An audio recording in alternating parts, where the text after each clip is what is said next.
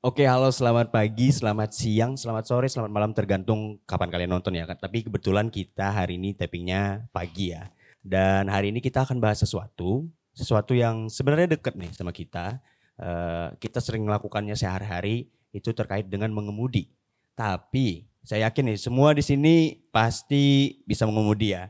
Tapi belum tentu semuanya bisa mengemudi dengan aman, dan itu nanti kita akan obrolin sama dua orang narasumber yang sudah kita hadirkan, dan nanti mau tahu keseruannya seperti apa, lihat aja abis ini.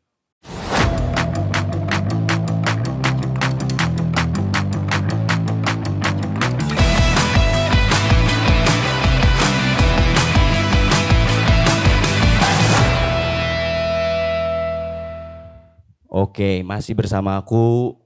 Ini kan kali perdana ya, jadi mungkin kalian nggak kenal sama aku, dan aku kenalin diri dulu. Aku adalah Lukman.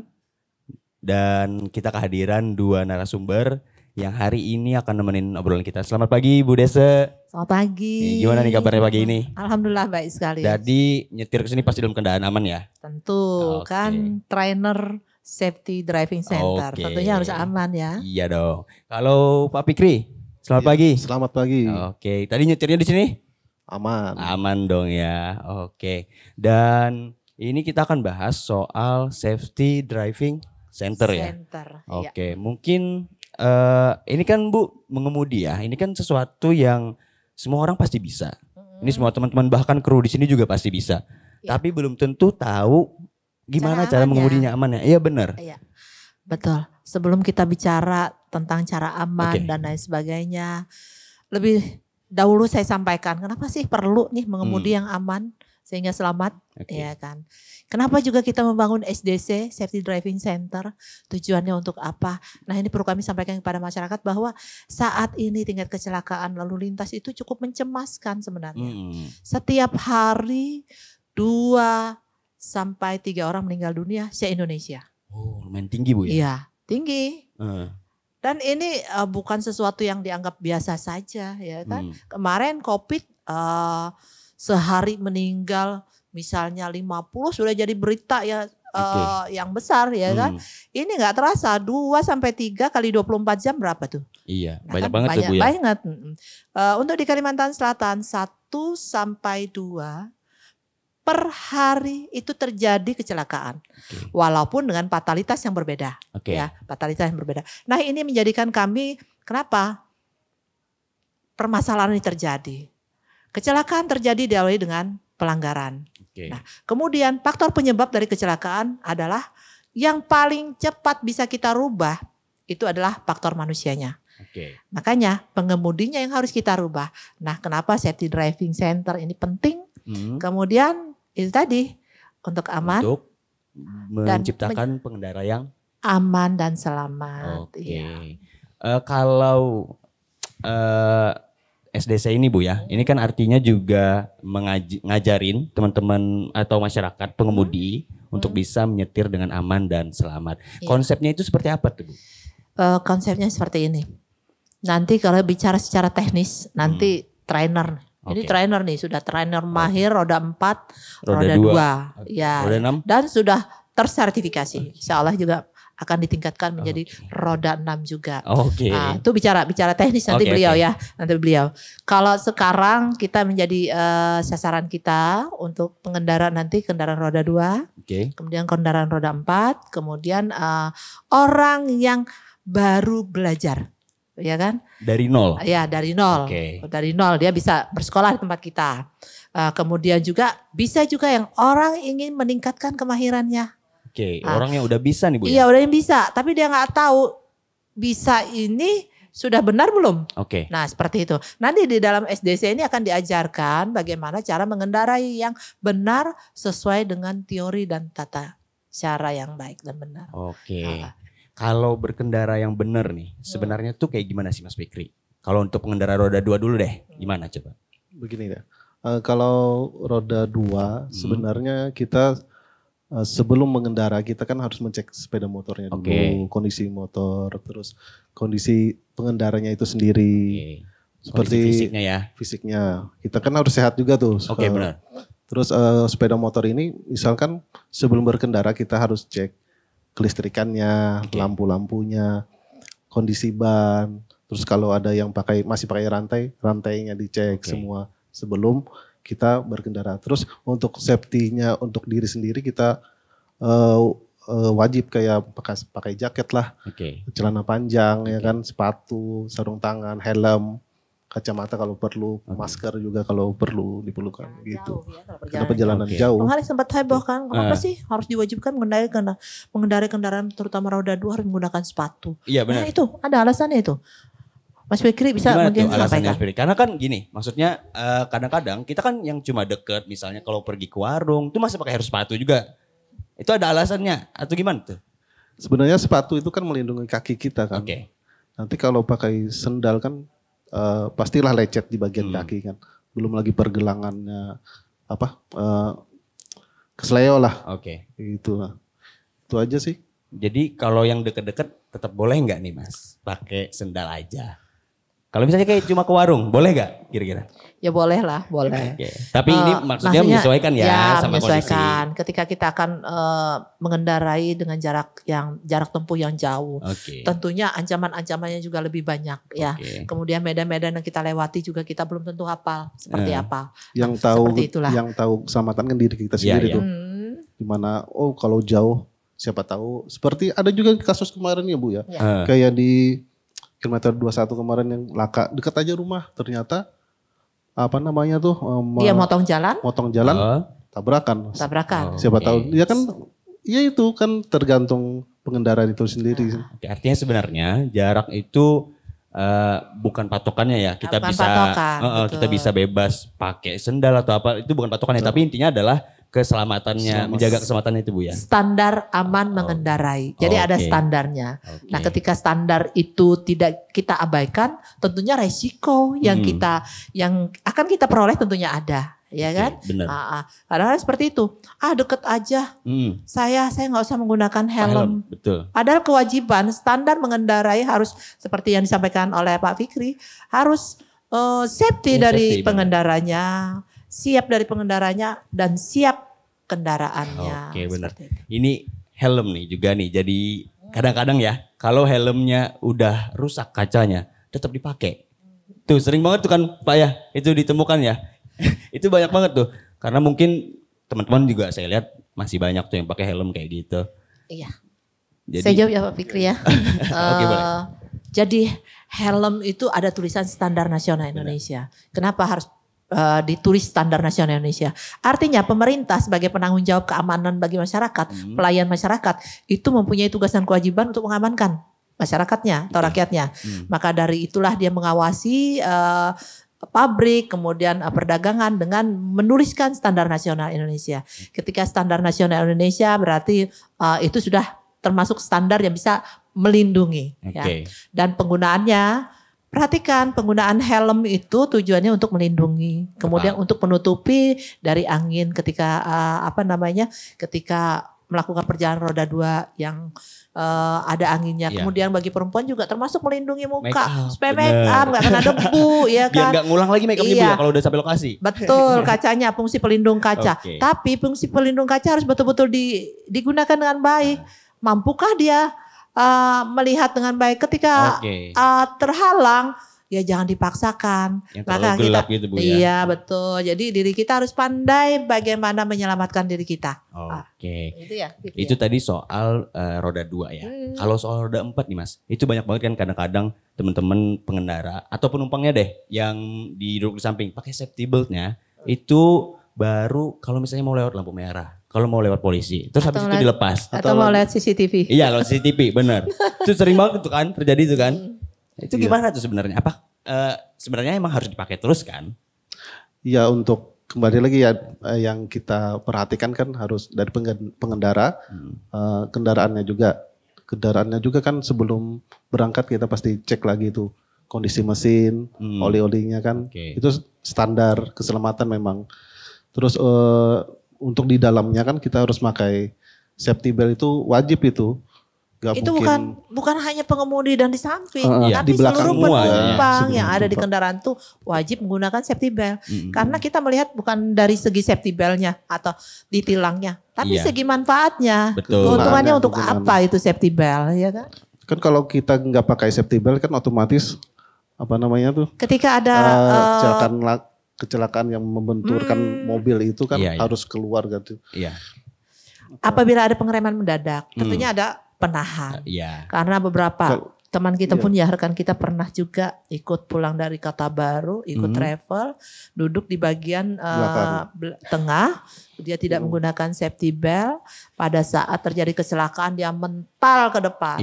Seperti kejadian artis siapa itu waktu kejadian di jalan tol dia terpental karena tidak menggunakan safety belt. Dan banyak banget Bu ya kasus yang kayak gitu ya. Iya, banyak sekali kasus seperti itu. Jadi kami ingatkan bahwa kita bukan takut terhadap tilang. Tilang benar. Kalau tilang bisa kita bayar. Iya benar. Tapi hilangnya atau berkurangnya fungsi tubuh kita ini yang memerlukan uang banyak. Kemudian diri kita tidak nyaman juga. Apalagi sampai hilangnya nyawa seseorang. Tidak ada yang jual. Jadi kan? kalau ada aturan itu tuh bukan jangan takut sama aturannya Bu ya, atau tapi sanksinya. fokus sama manfaatnya ya. Tapi fokus pada manfaatnya karena orang membuat aturan itu pasti manfaatnya sangat-sangat banyak. Nah, tuh dengerin teman-teman ya. Jadi kalau misalnya aturan itu tuh jangan takut sama sanksinya, tapi fokus ke manfaatnya. Betul. Jangan cuma pas melihat polisi baru masang. Itu banyak banget tuh. Sekarang kan ini banyak kamera etle kan. Iya benar. Pas melihat etle, klip baru pasang. Biasanya kayak gitu. Kalau misalnya lihat adle terus baru diklik helmnya. Ya kan banyak banget tuh juga kayak gitu tuh. Iya, tapi kami mengajak masyarakat untuk bijak, keamanan diri sendiri karena semua aturan itu bukan untuk orang lain tapi untuk kita sendiri ya. Nah, keamanan diri sendiri. Balik lagi ke SDC tadi Bu ya. Jadi SDC ini hadirnya untuk ngasih tahu hal-hal kayak gitu tuh Bu ya? Iya. Ngasih pelatihan juga tuh ya? Jadi SDC ini sebenarnya ya dibuat karena apa? Satu, untuk wadah pembinaan yang terstruktur dan profesional. Karena di sana nanti belajar itu bukan hanya sekedar belajar, tapi memang terstruktur dan profesional sesuai aturannya. Ya. Kemudian SDC itu simulasi berkendaraan yang nyata di jalan raya. Sementara ini kan orang di jalan raya, kadang orang lainnya juga terganggu kan, karena dia belum bisa, resikonya apabila di jalan raya maka akan besar. Nah di SDC ini tempatnya, karena kita akan mensimulasikan seperti di jalan raya, tapi aman untuk orang yang baru bisa ya, atau orang yang baru belajar. Kemudian meningkatkan sumber daya manusia dari si pengendaranya, karena berkendaraan itu bukan hanya sekedar bisa, kemudian tapi harus mempunyai pengetahuan juga. Kemudian mampu juga, iya kan? Sama SDC ini di Indonesia cuma ada 4 ya Bu ya? Iya, 4. Baru 4 ya? 4. ISDC yang ada di Jakarta, 15, kemudian yang punya Astra, ya kan? Punya Astra, kemudian yang ketiga kita di Kalimantan Selatan, kemudian yang keempat Gorontalo. Oh, berarti ini masih baru Bu? Baru. Ini hal baru nih, bersyukur kita Kalimantan Selatan ya, bersyukur. Jadi jangan lupa daftar. Nah tadi Ibu bilang kalau biasanya sekolah mengemudi langsung nyoba di jalanan. Iya. Ini kan berarti nyobanya di SDC dulu ya? Iya, kita ada sirkuitnya apa aja tuh? Fasilitasnya Mas Fikri. Untuk fasilitasnya sendiri kami sudah selesai membangun gedung utamanya kan. Gedung utamanya itu di dalamnya ada auditorium, terus ada tempat bermain anak di situ. Buat yang nunggu ya? Buat anak-anak kan ada juga nanti safety orang tuanya belajar, anaknya mungkin nanti menunggu. Terus tempat pendaftaran yang luas lah di situ. Terus di belakangnya itu ada kelas-kelas, ada 3 kelas. Oh ada kelasnya juga Mas ada ya? Kelas. Nanti itu apa itu? Misalnya yang diajarin di kelas itu apa aja nanti? Teori-teori mengemudi dong? Teori. Contoh-contohnya kayak gimana tuh biasanya Mas? Teori mengemudi kan kan misalnya kita nih rencana ada 3 hari nih. 3 hari pelatihan. 1 hari untuk teori, 2 hari untuk praktek. Gitu. Di 1 hari itu tergantung tuh mau belajar apa nantinya. Mau roda 2, ada mobil penumpang, ada mobil penumpang umum sama mobil barang. Kalau penumpang umum tadi yang buat transportasi umum ya, buat kayak transportasi nyangkut orang umum, ya kan, seperti Metro Mini, Metro Mini ya, bus dan lain sebagainya. Nah, fasilitas-fasilitas yang ada di situ full AC. Pokoknya luar biasa. Enak Bu ya. Bahkan ada kamar juga Bu. iya, ya, bahkan kalau yang dari jauh, di menginap. sana ada kamar yang disewakan. Oke. Ya, dormitorium. Berarti selama misalnya dari jauh nih ya, dari Kota Baru, Iya. misalnya Iya. dari Tanjung, itu dari ujung-ujung Kalimantan Selatan lah ya, bisa datang situ dan Bisa. nginap di situ. Dan menginap di situ. Oke. Kelasnya udah kelas deluxe lah di situ. Ada kafenya kelas juga Mas, keren. kafe. Nanti rencana ada kafe, Oh, musolanya bisa. pasti ada, Musola. ya kan. Bahkan sirkuitnya nanti seperti yang saya sampaikan, bahwa disimulasikan seperti jalan nyata di jalan nyata. raya. Dan rintangan-rintangannya juga dibuat. Mampu nggak dia misalnya di jembatan pada saat berada di tengah, dia pada saat maju lagi tidak kemundur, Iya. bagaimana teknisnya seperti itu. Bagaimana cara berbelok pada saat tikungan tajam, bagaimana nanti kendaraan itu berjalan pada jalan posisi pasir misalnya seperti itu, Nah, atau itu jalan beda-beda tuh, Ibu, ya, licin ya. kondisinya ya. Di sirkuit itu kan kayak kita mau manfaatnya buat lulus uji SIM. Misalnya untuk pemula. Jadi dibentuklah di situ ada lapangan C1, ada C2-nya juga, ada buat mobil. Nanti untuk tahun depan rencananya buat Sirkuit SIM roda B2. 6. Roda 6. Nah, B2. Gede, Bu. roda Gede Iya. dong Bu. Jadi nanti kendaraan truk-truk ini mudah-mudahan nanti tahun 2026 sudah bisa berlatih sehingga mereka lebih aman lagi di jalan, Oke. ya kan. Tidak maaf Ugal-ugalan nih kalau yang ya. ugal-ugalan Oh, gitu ya, benar. pokoknya ini untuk kebaikan lah semuanya. Oke. Nah. Ini yang biasa juga tuh Bu, soal menyalip. Itu diajarin juga dong Mas, cara menyalip yang benar, nggak boleh dari kiri misalnya, terus timingnya segala macam, itu ada diajarin juga dong. Ada di sana. Karena itu tuh gimana ya, maksudnya pasti akan terjadi dong kita Iya. di jalanan nyalip-nyalip kayak gitu. Nah kadang-kadang pengemudi tuh timingnya kadang kurang tepat dan itu sering jadi penyebab kecelakaan juga kan. Betul, karena ini kita ingatkan dulu kepada masyarakat bahwa komunikasi dari antar pengendara satu ke pengendara lain dengan acara apa? Ayo aku nanya. Bisa nggak kita teriak? Mungkin Nggak klakson. bisa. Nah betul, klakson mengingatkan. siap. Kemudian kita kalau balik lampu. nanya nih, kita yang jadi hostnya ya. Aduh, Nah, aku yang ditanyain balik nih. ya kita yang jadi hostnya. Aku Oke. nanya lagi. Komunikasi kita dengan pengendara lain selain klakson, apa lagi Pakai komunikasinya? lampu Bu, lampu Betul. biasanya kode lampu. Terus lampu sen. Nah lampu betul, sen. berarti udah punya dong SIM A atau SIM C ya.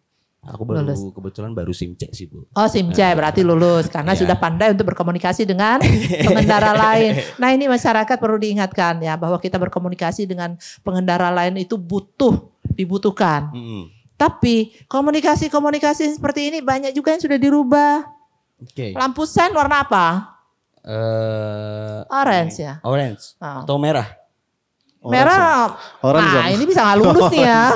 Kalau standarnya kan Mas orange. kalau Orange standarnya ya. orange, Kalau lampu oke. belakang atau lampu belakang itu lampu merah, ya Yang kan? lampu di belakang belakang merah. berarti ya? Nah, berarti Oke. tahu kita. Stop Oh ini belakang merah. kan lampu merahnya menyala atau tidak. Ah, Kemudian lampu sen.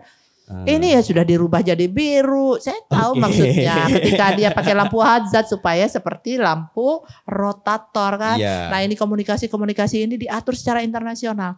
Berlakunya bukan hanya di Indonesia.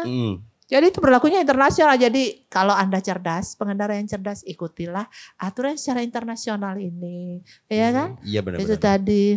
Lampu-lampu ini banyak juga nih Mas ya. Di modif-modif tuh Bu ya. Nah itulah. Itu banyak tuh kayak yang maaf ya, maksudnya kalau lagi di jalan kadang-kadang berlawanan arah dan itu nyilauin banget. Menyilaukan mata. Itu ganggu dan itu ada standarnya Mas ya. Dan itu nanti diajarin juga nggak di SDC? Oh tentu diajarkan ya. Artinya kita mengajarkan ini loh yang standarnya. Manfaatnya apa? Kita kasih tahu. Oke. Mungkin orang membuat itu, yang melakukan itu mungkin belum tahu manfaatnya. Nah untuk ini dalam podcast ini sambil kita kasih tahu ya. Boleh Ini sangat silakan. banyak manfaatnya. Ayo masyarakat, janganlah dirubah-rubah yang tidak standar. Karena apa? Kalau kebutuhan dari perdagangan itu kan untuk mencari keuangan, ya kan? Untuk menambah keuntungan dia, bukan keselamatan, tapi yang menentukan keselamatan kita bijaksana. sendiri, betul. Ya, itu ya. Jadi jangan dirubah-rubah. Itu peraturan sudah internasional. Kalau lampu depan putih atau lampu kuning ya, kemudian lampu sen, lampu kuning juga. Bukan diberubah biru atau merah dan lain sebagainya. Iya. Kemudian lampu belakang, lampu stop itu adalah lampu merah. Kemudian klaksonnya juga yang standar saja. ya bolehlah yang lebih besar. Tidak boleh kalau kayak bis lampu tolelet klakson tolelet. Karena apa? Kalau tolelet itu fungsi klakson itu dia menggunakan angin. Ketika dia habis untuk tolelet nanti fungsi rem akan berkurang. Fungsi pengereman. Ada dampaknya itu. Ada dampaknya. Karena apa? Makanya bis yang pakai tolelet dia mudah untuk remblong. Karena angin dia habis untuk mengklakson. Nah, itulah yang dilarang. Kenapa dia tidak boleh menggunakan om telolet itu. Apalagi ketika dia memasangnya tidak benar, terjadi kebocoran pada angin. Sehingga pada saat dia melakukan pengereman remnya blong. Belum lagi listriknya Bu, kelistrikan bisa mengakibatkan kebakaran. Mengganggu juga kebanyakan lampu kan biasanya. Saya pernah lihat tuh Mas video, jadi dia baru keluar dari pom bensin dan itu motornya tiba-tiba berasap dan kebakar. Ternyata itu ada masalah di kelistrikan karena lampunya dimodif. Ya itu. Jadi itu sering terjadi juga tuh ya. Nah itu pesenin teman-temannya. Iya makanya nanti teman-teman mana nih kamera. Teman-temannya pesenin ya di podcast. Jangan dimodif-modif Bu ya. Ya mau modif-modif aja. Biar berkendaranya juga aman. Apalagi modifnya di bengkel yang sembarangan ya. Nah, yang kelistrikannya juga aneh-aneh ya kan. Akhirnya berapa tuh kan terbakar akhirnya karena terjadi konsleting. Iya. Karena kan motor kalau standar itu kan pasti dibikin sama orang yang perhitungannya juga udah panjang tuh ya. Buat apa keren tapi keselamatannya nggak terjamin ya kan. Tuh ingat tuh teman-teman ya. Kalau mau modif tuh jangan yang aneh-aneh lah, jangan yang sampai bikin lampunya nyala. Sekarang ini loh, ada sepeda motor platnya dihilangkan, kan ada juga tuh. Iya. Bikin aksesori beli plat yang bisa berlepasan itu Bu. Oh yang bisa. Nah, itu kan fungsinya hilang jadinya. Nanti merugikan diri motor. Sendiri. Iya. Dia pasti merugikan diri sendiri. Suatu saat dia berbuat itu, kemudian kendaraannya hilang. Kemudian kita tidak bisa mengidentifikasi. Iya benar.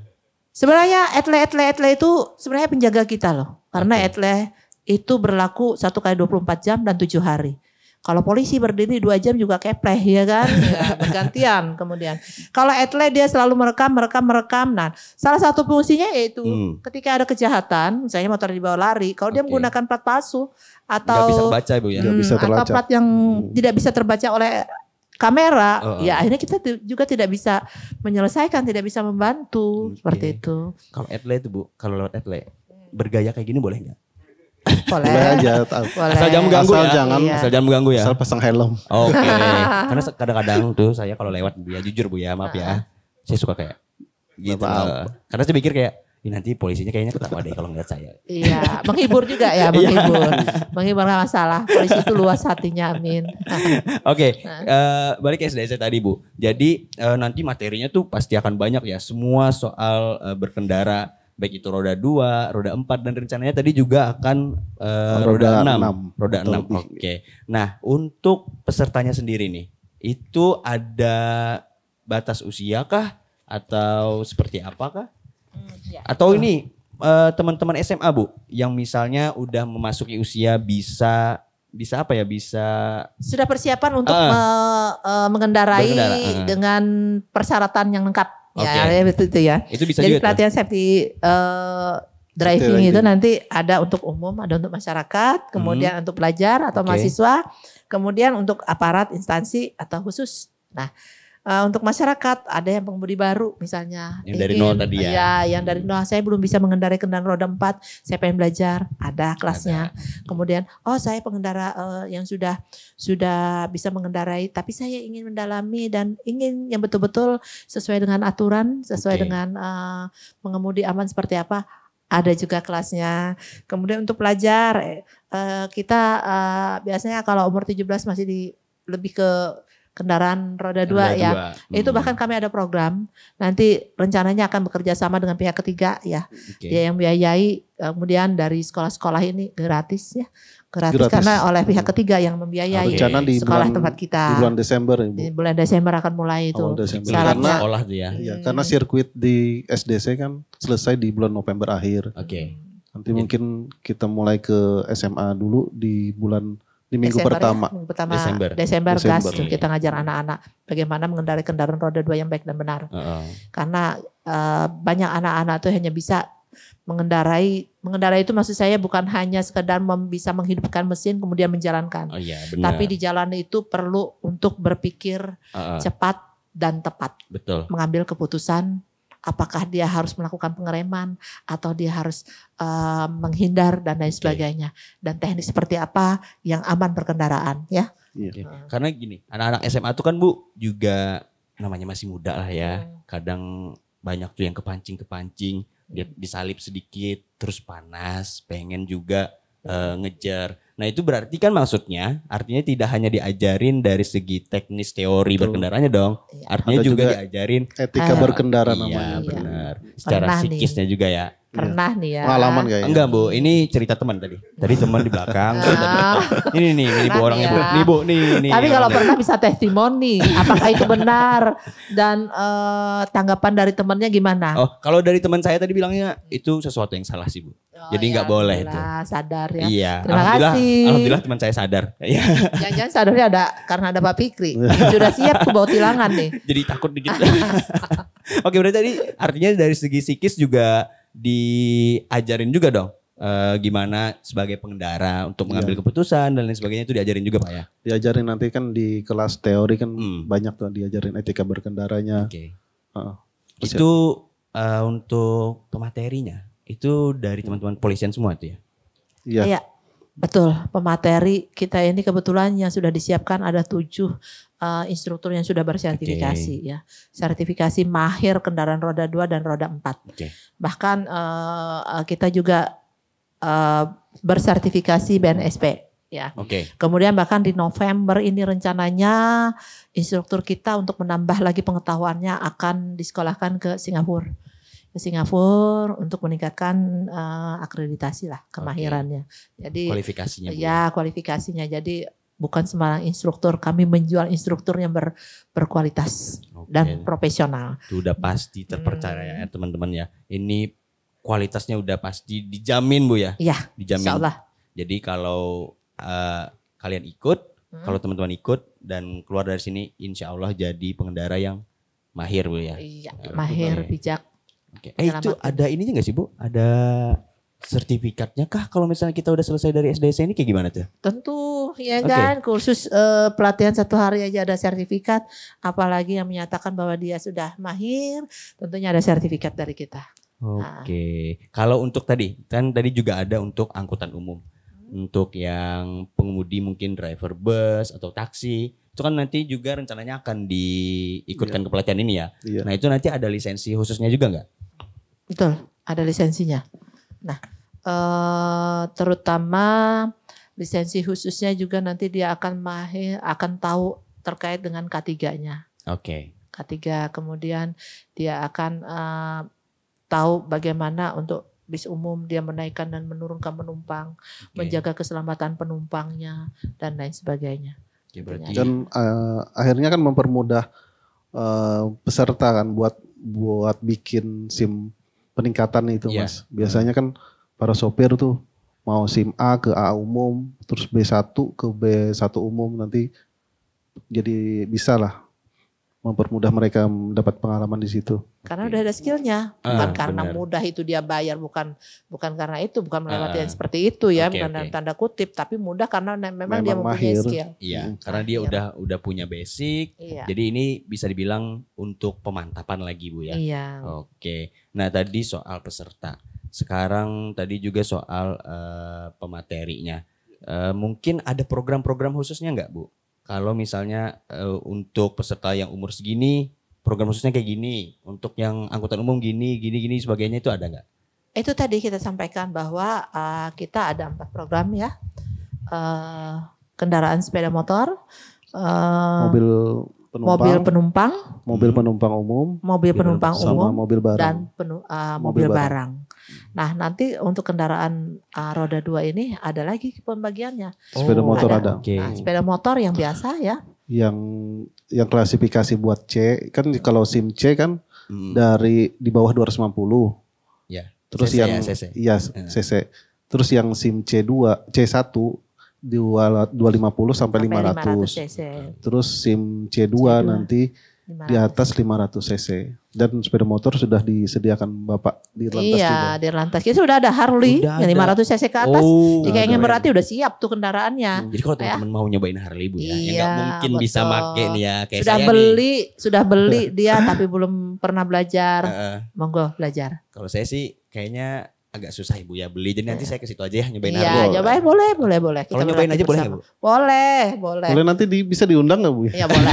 boleh. Pas lagi launching diundang aja. Launching nanti diundang untuk mencoba. Tapi terlebih dulu berlatih dulu dengan Mas Bekir. Emang ada bedanya sih Mas? Ada bedanya. Apa yang pertama kan dimensinya pasti besar. Oke. Terus pengambilan kalau mau belok kan pasti harus ada penghitungannya lah. Oke. Nah kalau yang untuk yang lain ada subbagiannya juga nggak? Kayak mobil kah atau yang tadi angkutan umum ada kayak gitunya juga? Ada, sesuai dengan kualifikasinya. Oke. Dari 7 trainer itu ada yang kendaraan roda 2 khusus. Kalau mobil kan nanti SIM A itu kan mau matic sama manual kan disediakan juga di situ. Okay. Iya, banyak kita pengendara. Salah satu contoh aja nih ya. Mengendarai mobil matic. Saya nggak bisa Bu, maaf banget. Mungkin abangnya di sana mengendarai mobil matic. Mas Arul. Teknik membuka kunci saja, matic itu ada tata caranya, ya kan? Bukan hanya begitu buka terus langsung starter, tapi ada tata caranya sehingga mesin mobil dan fungsi mobil juga akan lebih awet gitu. Jadi dari hal-hal kecil gitu. Nanti kalau kendaraan roda 2 bagaimana dia pada saat mengendarai kendaraan matic dia teknik mengeremnya seperti apa. Kemudian jarak remnya itu kemampuan di misalnya 60 km per jam dia harus fungsi pengeremannya berapa meter, ya kan? Itu ada teori-teorinya Bu ya. Ada teorinya nanti dikasih tahu lah banyak lah rahasia teknik mengendarai yang aman akan dikasih tahu. Ini dia simpan rahasia dalam hati. Nanti pada saat siswanya datang, nah kita kasih nih. Dan itu bukan menjadi rahasia yang lagi, sampaikan ke yang lain. Sehingga semuanya aman. Karena tujuan kita 2045 kita ingin Indonesia ini, bahkan target WHO Indonesia ini zero accident. Ya amin. Mudah-mudahan kita mampu ya. Amin. Semoga mampu kita. Tadi bicara soal yang materi-materi tadi Mas ya, teori-teori itu bersesuai tadi temanya ya, apa tema program ya. Jadi ada yang kendaraan roda 2, ya, sepeda motor, mobil penumpang umum sama mobil barak. Oke, itu pasti beda-beda tuh dong Mas teorinya. Beda. Nanti bisa diceritain deh, enggak? Sedikit deh diceritain. Kalau misalnya yang biasanya nih ya yang sering roda 2 tuh kayak gimana, yang agak kurang terus diajarin di SDC itu kayak gimana? Untuk roda 2 kan nanti ada di kelas sama di praktek kan. Iya. Roda 2 kita mengajar tentang cara berkendara yang baik, terus etika berkendara. Nanti untuk ujian prakteknya apa saja yang diujikan. Nah, terus di lapangan nanti di prakteknya nanti ada uji slalom. Terus ada U-turn, putar balik. Ada angkat 8 di situ. Yang dasar-dasar aja lah Mas. Kalau soal berkendara ini kan pasti, ini kan maksudnya kehidupan di jalanan kita lihat sendiri lah ya. Nah itu biasanya nih yang masih banyak banget mungkin kesalahan yang bagi masyarakat itu biasa aja. Tapi sebenarnya itu lumayan fatal sebenarnya dampaknya. Itu kayak gimana tuh contohnya Bu mungkin? Kalau menurut aku masyarakat ini juga sekarang banyak penggunaan kendaraan matic ya. Teknik pengereman saja mereka banyak yang salah. Karena terbiasa dari kendaraan yang manual ya, menggunakan rem kaki ya. Ada di kaki bisa kan? Itu kaki untuk belakang ya? Iya untuk belakang. Kanan untuk depan. Nah, karena terbiasa dengan teknik pengereman itu, akhirnya dia menggunakan matic dengan cara kalau kaget dia kan melakukan pengereman dengan melakukan tangan kanan. Nah, ketika itu didadak maka dia biasanya terpental. Nah, inilah yang sering menjadi hal-hal yang menyebabkan dia kecelakaan lalu lintas. Padahal itu ya bisa dibilang kecil sebenarnya Bu ya, tapi dampaknya besar. Bagaimana dia mengerem, oh harus kayak ini semuanya mau pakem, terus sebelah kirinya berapa persen, itu ada disampaikan nanti. Ini berapa persen tangan kanan, ini untuk tangan kiri berapa persen. Terus itu. Untuk pegangan setir juga. Pegangan setir kalau kendaraan roda 4, nah itu ada. Ketentuannya. Nggak bisa. Berbeda dengan truk yang harus berdiri seperti kalau truk misalnya jam 9, jam 3, jam 9. Nah, tapi kalau kendaraan roda 4 mobil penumpang dia di jam 10, jam 2. Atau dia jam 10, jam 3. Ya kan?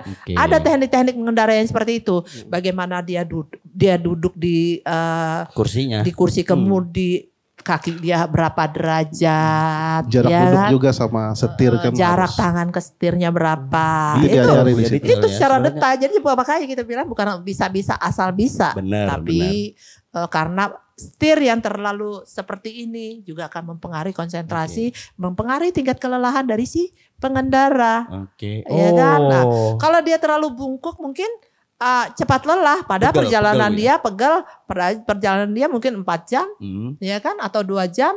Nah kalau dia terlalu mundur akhirnya dia tidak bisa memprediksi ada yang di depan, kayak seperti itu.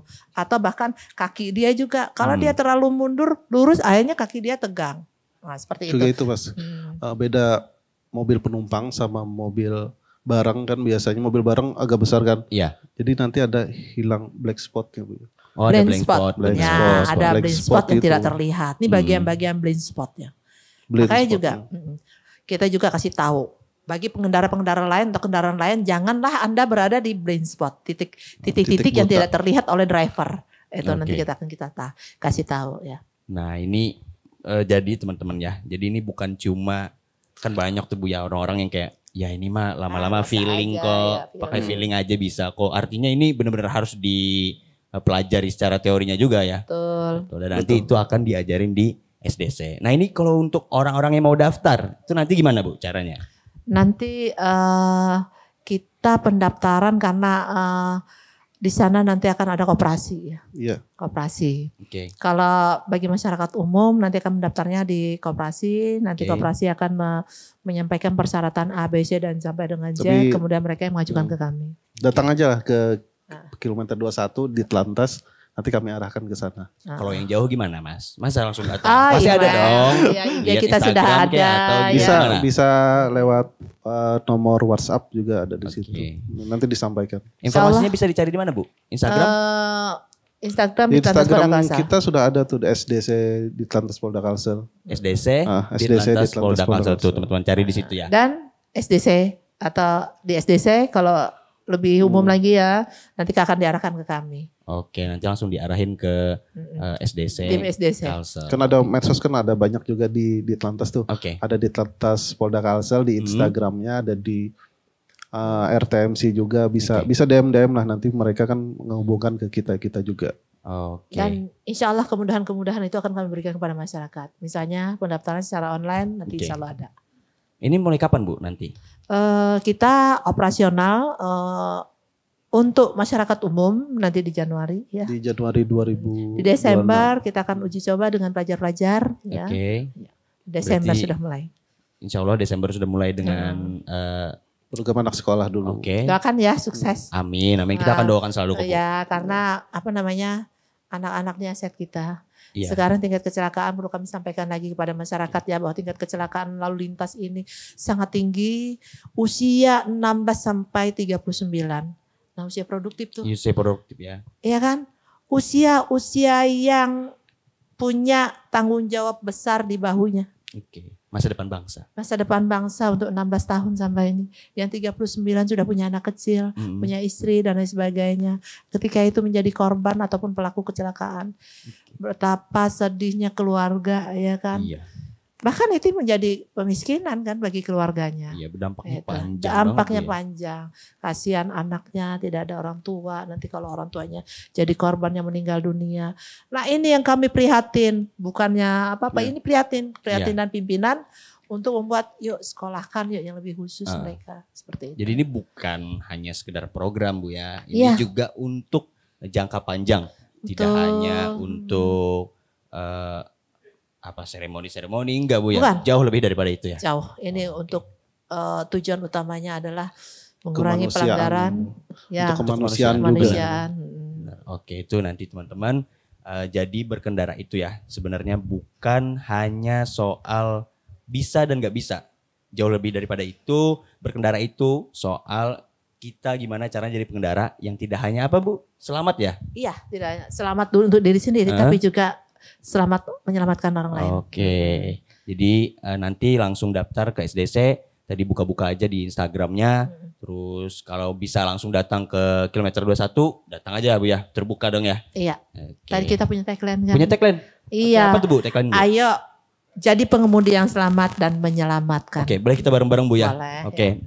Teman-teman semuanya kita bareng-bareng. Tagline-nya tadi apa Bu? Ayo jadi pengemudi yang selamat dan menyelamatkan. Oke, saya hitung 1 sampai 100 Bu ya. Oh enggak, bercanda Bu. Kalau 100 kebanyakan, sampai 3 aja. Kebanyakan. 1 sampai 3 ya. Saya hitung 1 sampai 3. Ayo jadi pengemudi yang selamat dan menyelamatkan. Oke. 1, 2, 3. Ayo jadi pengemudi yang selamat dan menyelamatkan.